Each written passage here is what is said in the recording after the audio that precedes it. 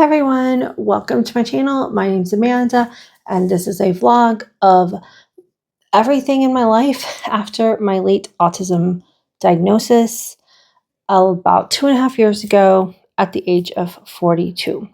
So I'm medically diagnosed autistic and ADHD, and I self-realized have aphantasia, the inability to visualize in my mind or experience any of the senses in my mind, and a memory disorder called SDAM, which stands for Severely Deficient Autobiographical Memory. And I talk about all of these things on this channel. Today, this is going to be a truly Amanda's Rambles video. I don't even know exactly what I'm going to be talking about. You'll know as soon as I figure it out. It's been a pretty rough couple of weeks for me. My office behind me is kind of messy. I did not clean up. It's worse in front of me. My desk is a hot mess. I need to clean it. My tripod is sitting on my desk. It's full of clutter. I have been going through the motions one day at a time, just trying to keep my head above water the last couple of weeks. I'm frustrated that I haven't gotten further on my novel. I want to publish it so bad, and executive dysfunctioning is just really rearing its ugly head. And so I've not, finished my last edits. You know how a lot of times an artist is painting and they try to figure out when the painting is done, and at some point you just got to be like, it's done. That's where I feel my book is right now.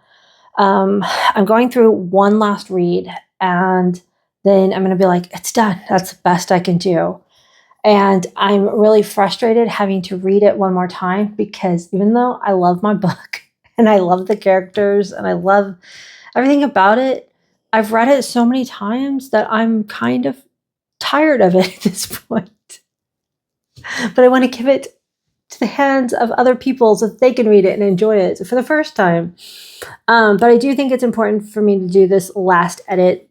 One of the reasons why I wanted to do one last read through is because I decided to change. So the premise of my book is the fact that that sounded weird.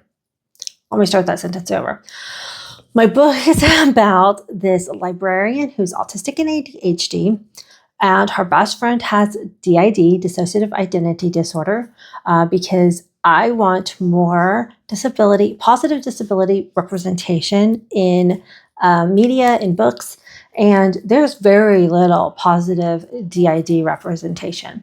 And I have a friend who has DID, and when I went to go try to learn more about DID so that I could understand my friend, and I saw how little resources there are, fiction or even fact, about DID, especially nothing that is in fictional. Almost all of it is psychological thriller, and people with DID can lead, perfectly, wonderful lives. It's very difficult. It is very difficult disability to have, but they're not villains.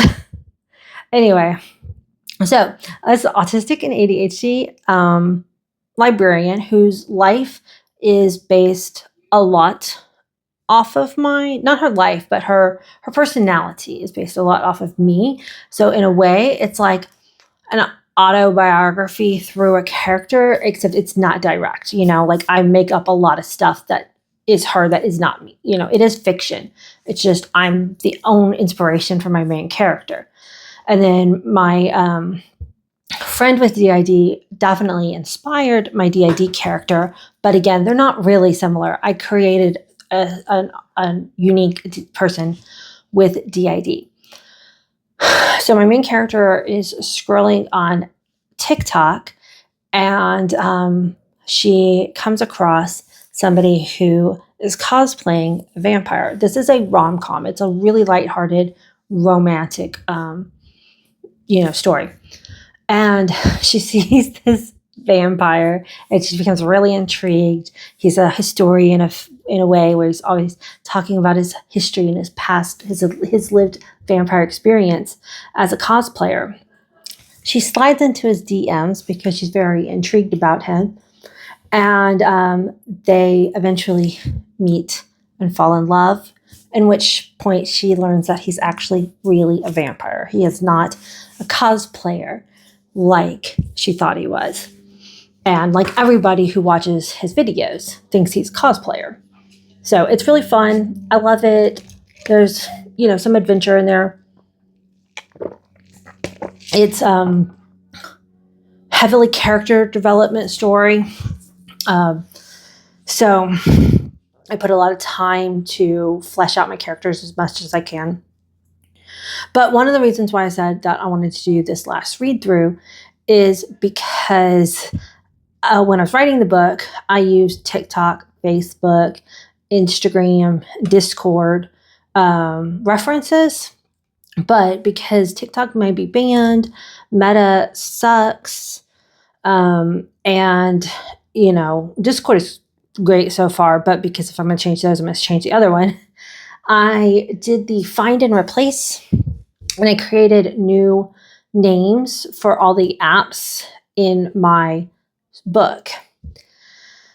So I want to read through and make sure that did that seamlessly, because I've heard the find and replace is a great tool, but it's not perfect. And sometimes, you can make mistakes, and I would hate to have missed one, instance where it says TikTok instead of my made up name. So I'm going through and I'm rereading it, and then I'm catching any last little bitty errors that I find. So it is taking a while, but after I do this reread, there won't be that many steps left to, get it copyrighted and uploaded. And I'm going to try to put it as an ebook first. And I do also want to be able to have it for print too, but I'm doing this as an indie author and learning as I go. So I have spent some time, doing that. The last couple weeks have been really rough on me emotionally. My last video, I talked about how Threads kind of dragged me through the mud. And then a week later, it kind of blew up and got worse all over again, to the point where I deactivated my account for a few days. It's supposed to still be deactivated, but for some reason, Threads reactivated it. So I think I put it to private for now. And then I'm probably going to get back onto Threads. In the beginning, I really liked Threads as an app. It was a very welcoming, inclusive place that was very supportive of LGBTQ and autistic people. But as of late, especially with all the news of autism in the US being under fire, the autistic space has everybody's been at each other's throats.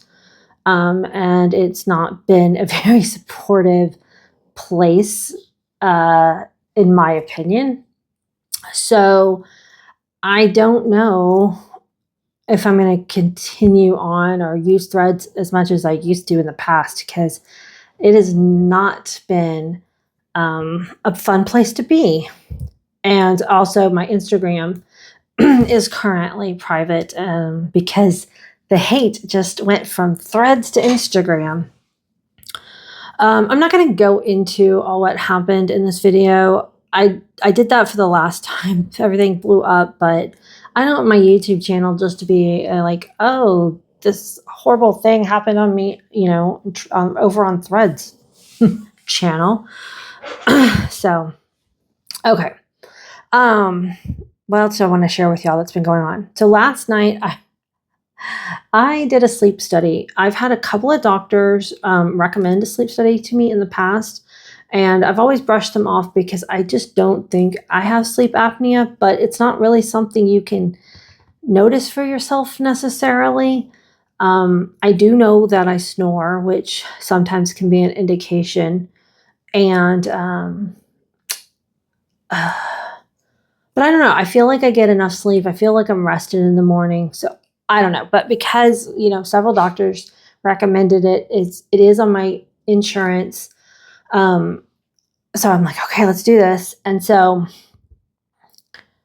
the reason my doctor suggested it is because I do have high blood pressure, weight gain, which also is most likely from having PCOS, and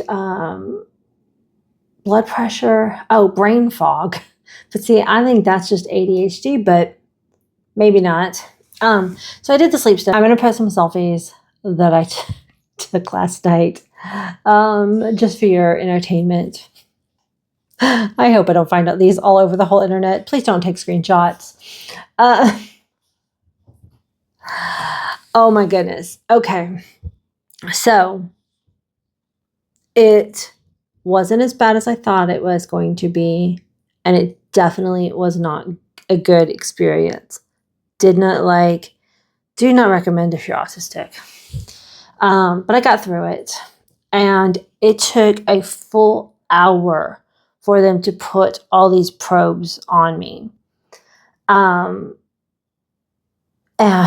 all the tape, and I'm still finding sticky spots on me. And they put so many probes in your hair, and it's this stuff that feels like gum.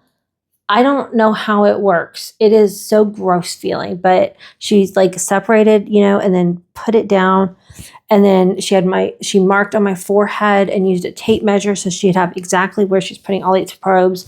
There was probes right here in the corner of my eyes so that it could measure my eye movements. Probes on my chin to see if you were grinding. Probes on my legs to see if you have restless legs. There's bands around my chest to measure how big your lungs expand when you're breathing. So many probes or sensors or whatever you call. They're not probes. They're not poking me. They're all stickers with little metal, and then so they're really sensors. Okay, not probes. That's not the right word.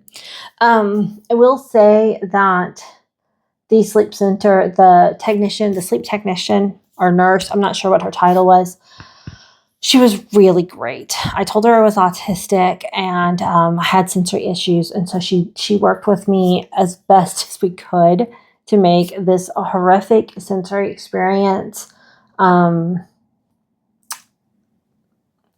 as best as it could be, which, if you see the pictures, and you've got sensory issues, is not good.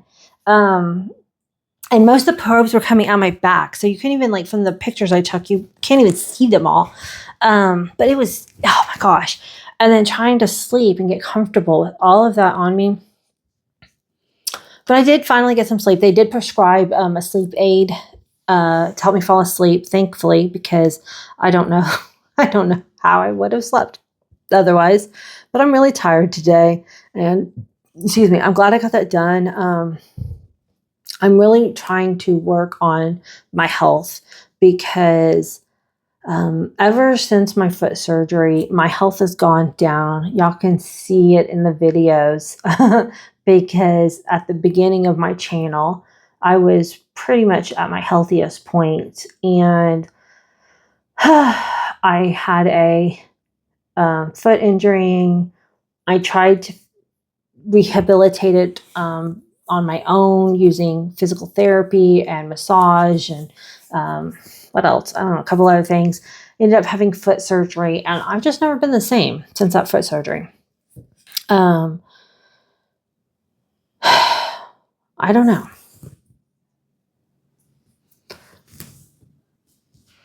Let's see. What else has been going on in my life? Things with my book club have been going really well. I have been, starting to make closer connections with the people in the group, and that's been so wonderful. I'm going out to dinner with one lady tonight, and I think, going to tea possibly tomorrow. I'm not sure. Tomorrow I've got loose plans with someone. Hopefully we'll get them firmed up. Originally we had said, hey, let's have a coffee/tea, get together. But then she I had mentioned I wanted to go get my eyebrow re-pierced, and she said she needed to go get her piercings changed out. And so I said, hey, maybe we can do that together. Um, yeah, I don't know if y'all noticed, but my eyebrow ring that I usually have on my right side here started to reject. It was like pushing out, and the skin is getting very, very thin, and it kept catching on things, and I was worried it was going to pull. So I took it out like a week and a half ago, I think. And then because that hole is still there though, I think I'm going to pierce this side instead when I go in, because I like having my eyebrow pierced and I miss it. But I just felt like it wasn't good to keep this one in. It felt like it was going to any day now. So we might go do that tomorrow. I'm not sure. So that's been going good. And then after the really devastating friendship breakup that I had back in January, I've kind of felt really lost, as far as friends go. I've kind of felt like adrift, like not anchored down. I don't know how to explain it more than that. A lot of my friendships that I currently have are kind of in flux, or there's like a little bit of change going on. I think there's just a lot of change happening around me in this country. Not good change. So I'm hoping that I can create some good, safe change and friendships close to home, which I am doing with my book club, which is why I think offline community really is important. I think online community spaces are vital, but offline spaces are very important too. I mentioned it last time, but I'm going to mention it again. I created a framework document for how we created our book club community mutual aid group. I keep pointing over here because I've got it pulled up, my Discord server from our book club pulled up on my computer.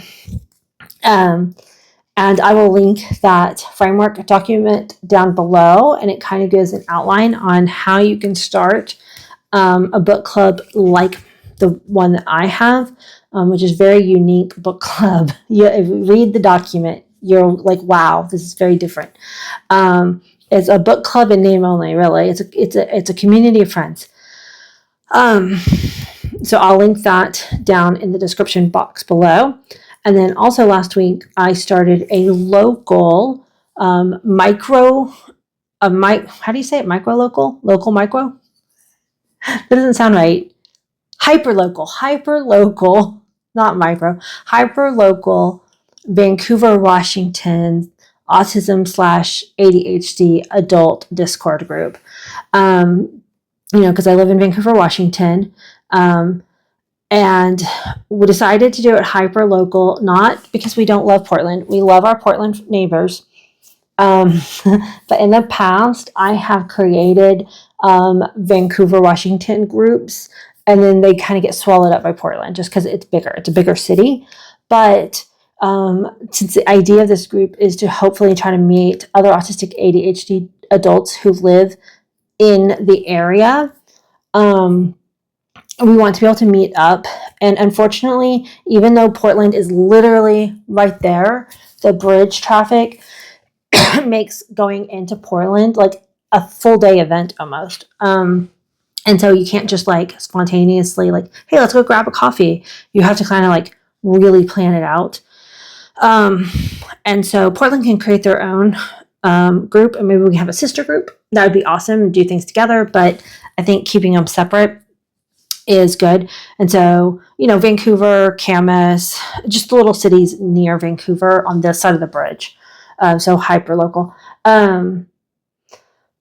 And I'm only mentioning this because I think it's a way to be able to create offline friends using online tools. So we started the Discord group. Me and this other lady, she's the one who came to me and asked if I would be interested in helping her. And it's going to hopefully give us an opportunity to make some offline connections. Making friends as adults is really difficult. But I think finding clubs and interest groups and things like this to be able to join is a way that makes sense for my autistic brain. So if you have found a really good way to make friends, in an offline space, make sure you drop that down below. Is it through like your local museum, your library, a knitting club that you belong to? Maybe give some people some ideas. And I hope y'all are all enjoying the spring wherever you are, unless you're in like Australia and that parts of the world. Then I think it's like fall for you guys. So I hope you're enjoying fall weather. That seems so very strange to me when I think about it. But I think that our connections from worldwide to hyper local are very important. And humanity right now really, really needs to take a deep breath, have patience, empathy, compassion, and curiosity about each other. So that's where I'm going to leave you with today. Bye, guys.